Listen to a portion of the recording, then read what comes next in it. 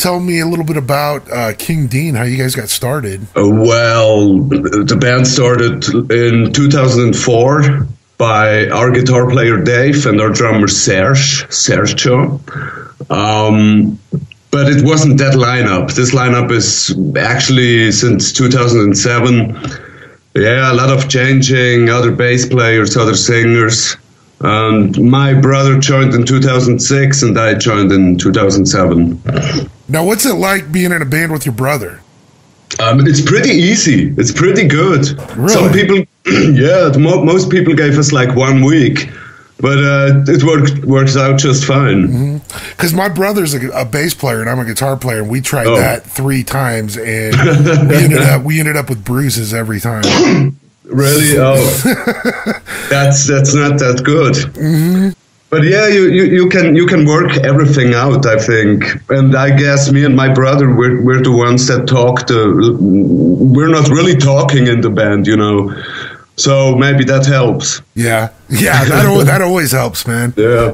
Now let's talk about your new album, The Dark Side. Yeah. How did these songs come about? Because I mean, this album, and this is a compliment too. This album sounds like it almost came straight from the gutter. Thanks. You know, I mean, but in a good way. Yeah, it's mostly because we weren't really happy with the last album, with our self-titled album.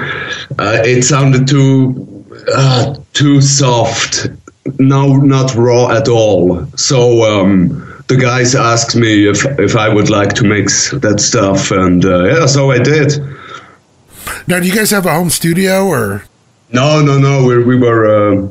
We were at the studio in Switzerland somewhere. Yeah. Now you guys are from Switzerland, right? The Bern area? Yeah, that's right. But actually, the father of me and my brother is from Bosnia and Herzegovina. Ah, okay. And our drummer is German. But we're a Swiss band located in Switzerland, in Bern. Now, what is the music scene like in Switzerland? Oh, it's pretty underground. Because all the commercial sounds, the popular ones, I don't like it at all. I don't like it at all. But there are some fucking good underground bands, you know, and even big ones like Crocus. Maybe you heard of them. Oh yeah, Crocus. yeah, definitely. Yeah, they're still going strong. Just like ourselves. Now so what you're saying is basically there's an underground, a cool scene that's got all the cool stuff, and then the stuff that then there's the music you're basically told to listen to. Yeah, totally. And we don't like that at all. We have a punk feel to everything. We don't like being told what to do at all. Now, is the punk scene making a comeback in Central Europe? Well, I don't know about that. I just know about what I see. But in Switzerland, the thing is, some people don't really accept us as a punk band because they always think of mohawks and torn up clothes and everything. But I think it comes from within. It is how you feel, not what you're wearing. So they basically kind of get the stereotypical look that came with the Sex Pistols and the Ramones then. Right. Although we like them very much, of course. But we don't need that kind of image. I mean, we're dirty bastards, yeah, that's right. But we don't have to show it off, you know. Well, if you look at it, even Johnny Rotten rebelled against that look once it became a stereotype. He said they dressed like that because they were broke. Yeah. You know. So, yeah, but they really were. Yeah. Exactly. But do you think, your type of music, because your type of music you could say is not just punk. I heard just a tad bit of rockabilly in there. I heard some rock. I heard some, like LA rock a little bit. And I heard some of the late 80s, early 90s stuff like, some influences from bands like The Replacements. Stuff like that. So having said all that, where would you put yourself in to music in this decade? Because every decade's got its own signature sound. Oh, I don't know. I think that's why we're calling it elegant punk. Because it's like our own style, maybe. But yeah, I would say it's more to hard rock with us guys. But yeah, like you said, there are so many influences with us. We really listen to all kind of stuff from ABBA to CC Top, you know. Nice. Yeah. So who would be your top 3 influences then? Mine? Yeah. Oh, yeah. Well, the Ramones, totally number 1 because of their live and stage show. It's so aggressive, it's so short, it's so fast. I like it very much. But even though I like them and love them and grew up with them, I don't think I have to sound like them. So, like my brother once said, we weren't looking for the sound found us. That's the point. But yeah, the Ramones are definitely in there, and maybe I don't know, some AC/DC maybe, but yeah. But we're not sounding like AC/DC either. But we just grew up with this stuff. Hard guitars, loud, yeah. Yeah, I get the feeling you guys are more along the lines of not paying tribute to certain bands, but more to certain sounds. Yeah, you could say it like that. That sounds pretty good. I will steal that one. Which, well, that opens up the floodgates to all these influences that people wouldn't even think you would have. Yeah, it's very difficult because we were always called an alternative band, and we always thought, no, we're not really that. We're not that at all. So we gave us this label called Elegant Punk, and it works pretty good. Oh, I love that label, Elegant Punk. You know, it's like you know, wear a tuxedo to the anarchy. Yeah, totally. We're ready. Good looking for the apocalypse. Yeah, exactly. Yeah. Well, let's go back to one thing we were talking about earlier we didn't touch on.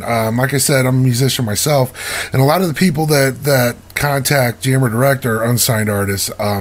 So with you obviously being a musician, I've got to ask, like, what kind of gear are you guys using to get the guitar and bass sound?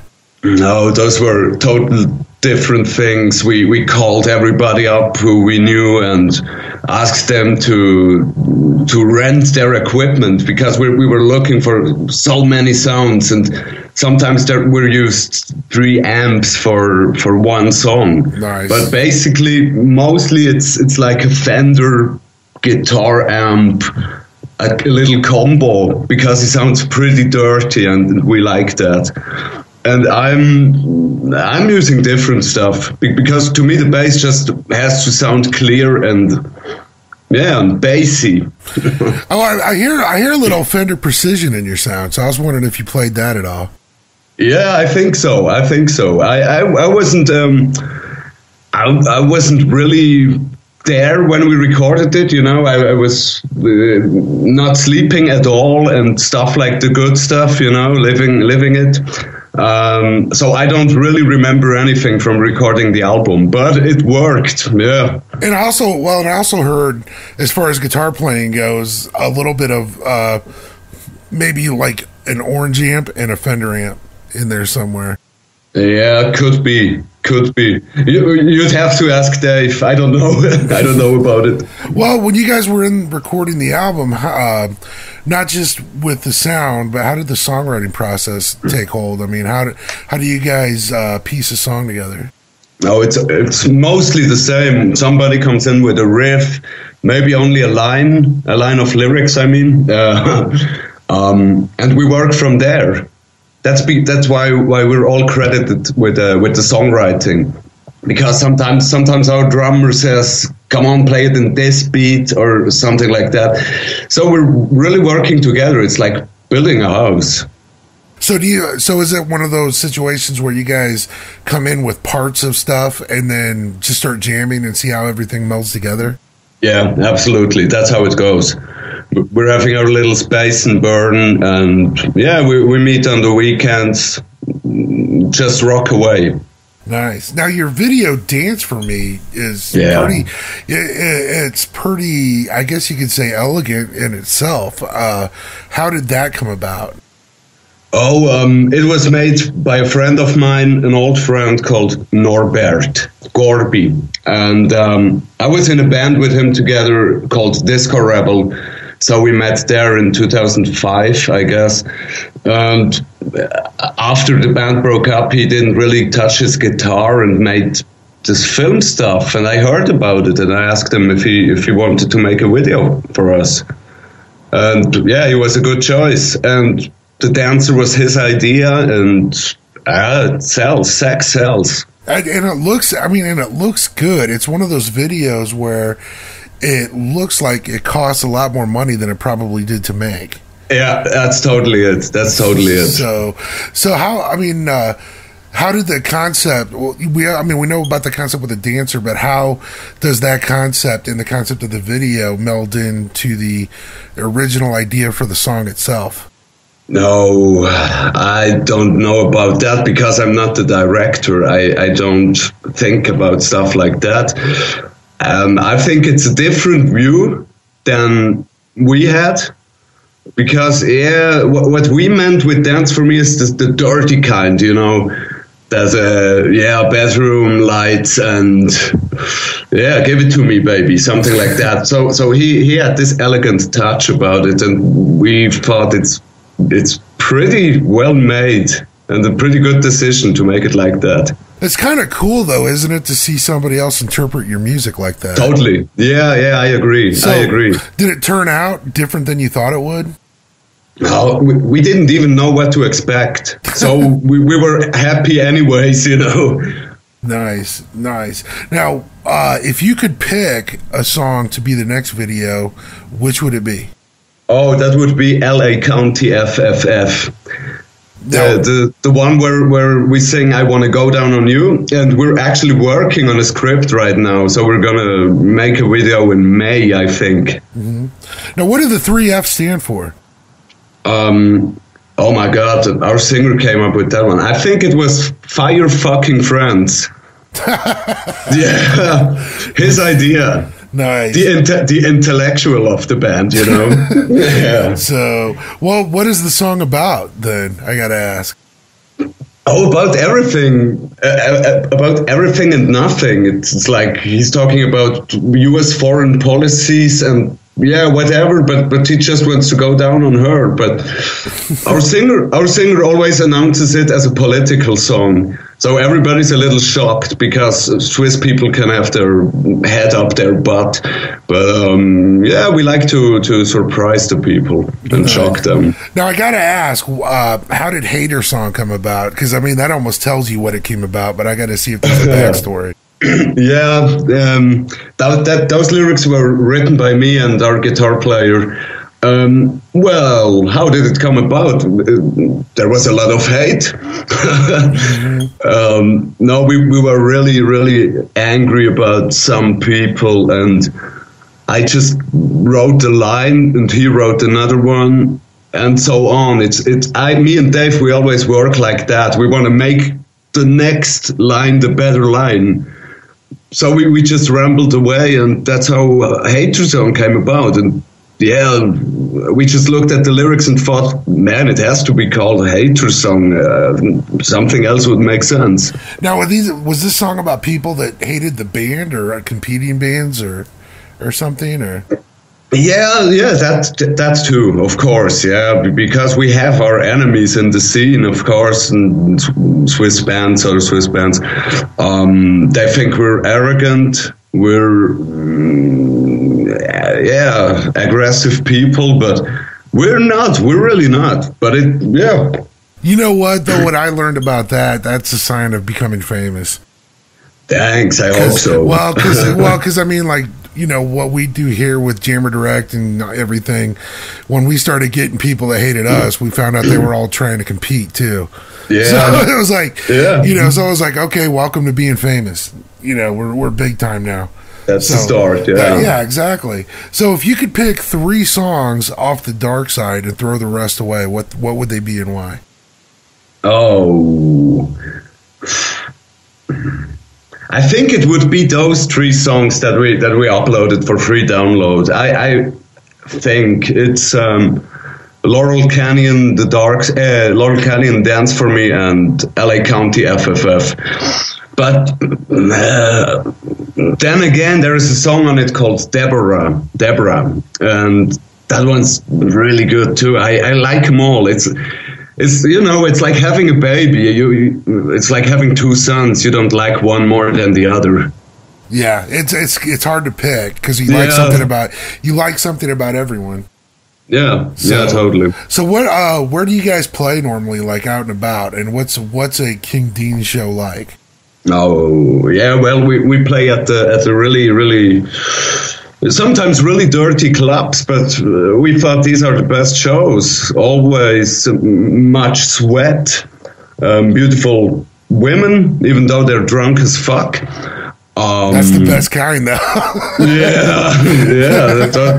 You should visit someday. Oh yeah, there are lots of drunk girls. It's pretty funny to look at. Nice. Yeah. Now, what's the actual show like? I mean, do you guys come on wearing the suits, and then is it dark? Is the show as dark and seedy as the place is? Yeah, it's something like that. We always play in the suits. Getting a little undressed by the end of the set, that's normal because of the heat, and it's mostly we're playing as long as we can. When we see the people really like us, it's not a problem for us to play 2.5 hours or something like that with mostly original music. Of course, sometimes we throw maybe a cover or two in there, like Too Drunk to Fuck by the Dead Kennedys. Nice. Because it's always a good show ender. So because I love bands like that, like Dead Kennedys, TSOL. They're awesome. And even bands like Husker Du. Oh yeah. I just listened to them yesterday. Yeah, they're awesome. I love it. Yeah. Because I could see you like trailblazing in that direction. Like bringing that stuff back. Because if you notice, bands like Husker Du and we mentioned the Replacements earlier, Dead Kennedys, TSOL, and even bands like Dead Milkmen, like stayed underground and kept their street cred, but brought it to the surface.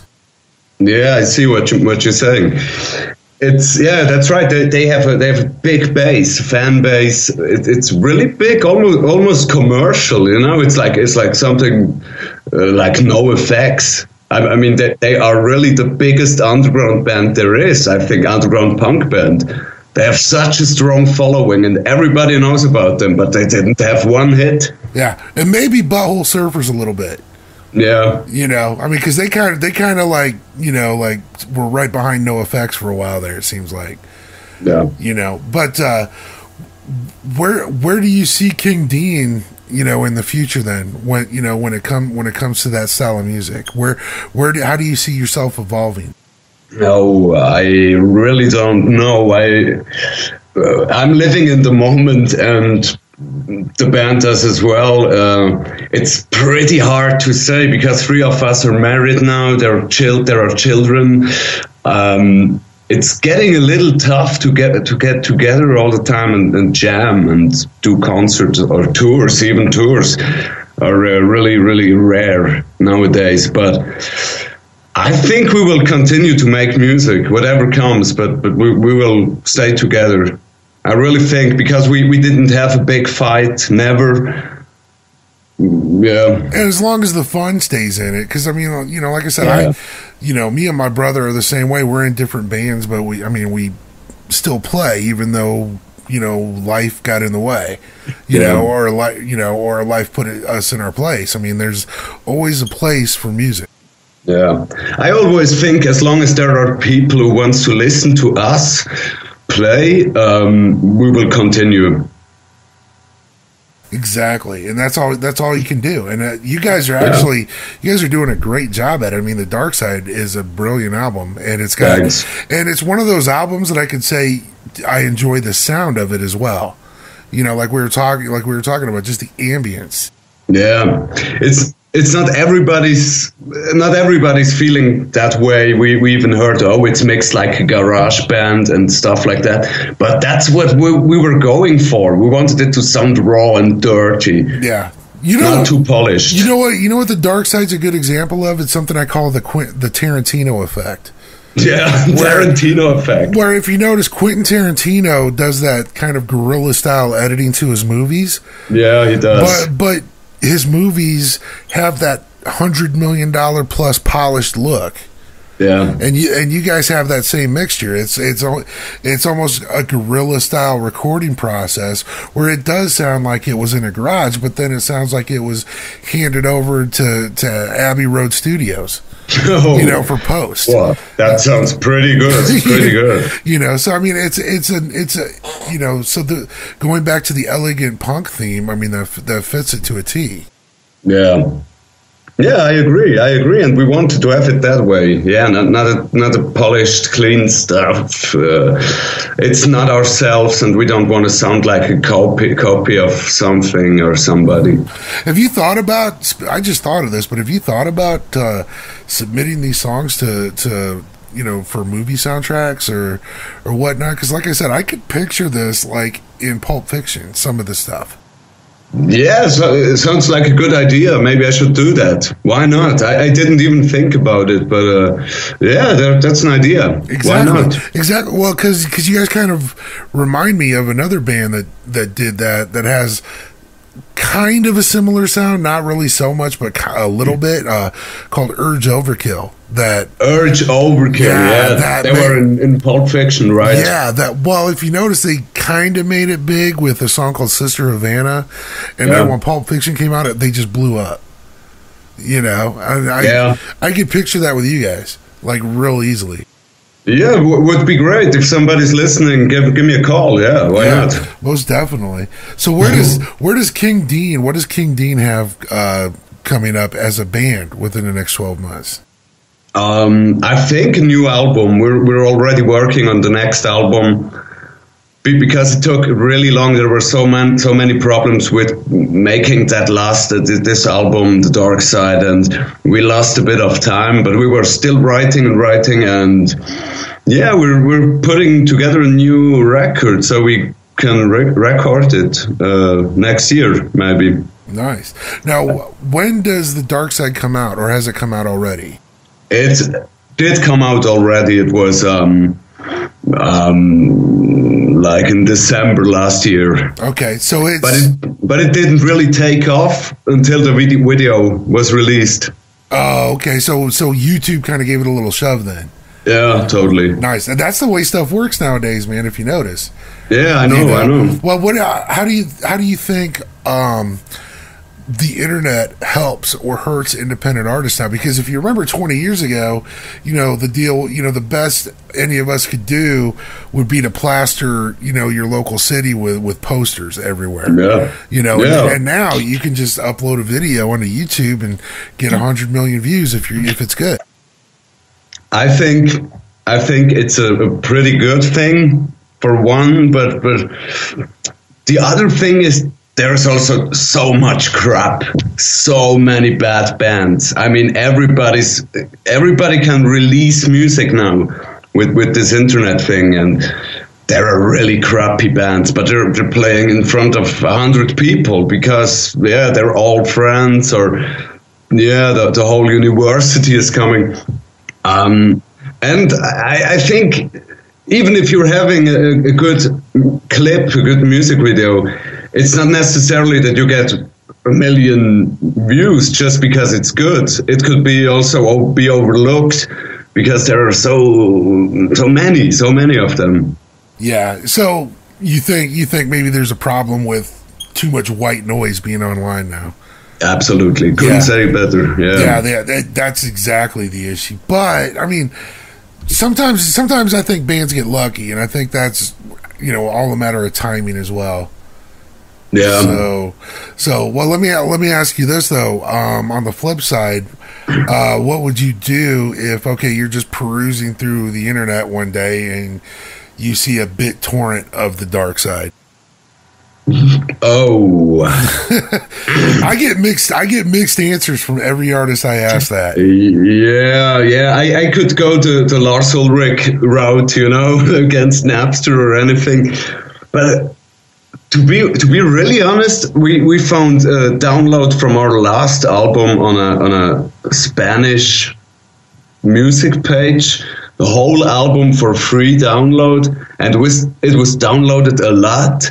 So, you know, at first I thought, oh, those bastards, fucking thieves, and then I saw it was like downloaded 500 times, and I thought, wait a second, is that really bad? Is that really bad? Because yeah, on the one side that will give you more shows, because when people like your sound, they will come to the show, and there are some honest people who still will buy the CD. I could see that too. I mean, on the one hand, you've got, you know, I mean, you're getting famous for nothing. You know, really. I mean, because it's another venue that you didn't realize you had. On the flip side, though, like if you sold the whole album at $9.99, that's $5,000. Yeah. You know, for 500 downloads. But I'm hearing from major label artists all the way down to independent artists that the music is not the moneymaker anymore. Yeah, they're more on the touring, on the shows and merchandise maybe. Yeah, I can see that, but oh my God, it's a difficult issue to me. I really can't say anything. I guess it helps. I guess it helps that the downloads. Stealing helps everybody. Yeah. Well, you know, also it's the ultimate compliment. If they're willing to download your whole album for nothing, it's in a way it's a compliment because they sought you out and downloaded it. Yeah, totally. Because of something they saw about you online. Now, let me ask you this, because this is an important question too. With the way everything's changing with major labels, if you notice, they're kind of suffering right now. But you know, what if a major label like Atlantic or Sony or Virgin came up to you and said, you know, we want to sign you guys, but then, you know, they did everything that major labels do. They changed your music. They told you how you're going to dress from now on. They changed your hairstyles, did everything, and they gave you new instruments because those are the companies that are going to endorse you. But then you think the guitar sucks. you know, I mean, what would you do? I mean, would you take that knowing that might happen? Some of that maybe, but changing the sound, that's a really, really big step, and you just lose your identity. I mean, come on, what would they expect us to play? Like, you know, going Lady Gaga or something like that. I don't know. There are some things I would do. I mean, the dressing, I wouldn't mind. I don't care. If they tell me I sell more records when I wear this or that, no problem.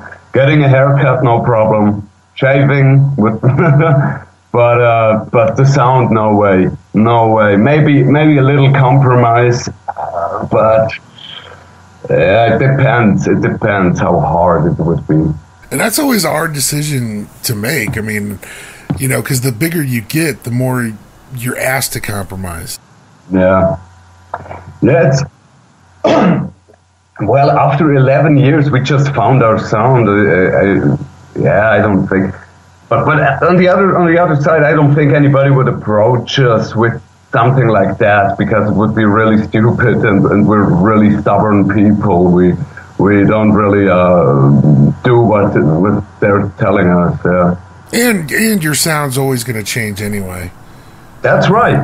Yeah. Because, I mean, think about it. If you found, I mean, I'll bet you sound totally different than the first day the band started. Yeah, we sucked. Yeah, I've been there.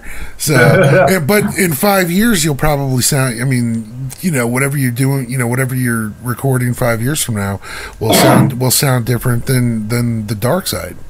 Yeah. Everything's possible. I mean, maybe in 5 years we're releasing a hard rock album, straight on rock. Why not? I could see that. Yeah. Yep. Or an ABBA tribute album. yeah. Or an unplugged thing. Yeah. Exactly. So where can we find King Dean online? Online, we have a little homepage, but it's there's just the the useless stuff is up there, you know. It's on kingdean.ch, that stands for Switzerland. But we have a Facebook page for everybody who's on Facebook. That's facebook.com/KingDeanBand. And there are some funny pics and releases, and there's everything, I think. We're even on Twitter, but nobody's using it.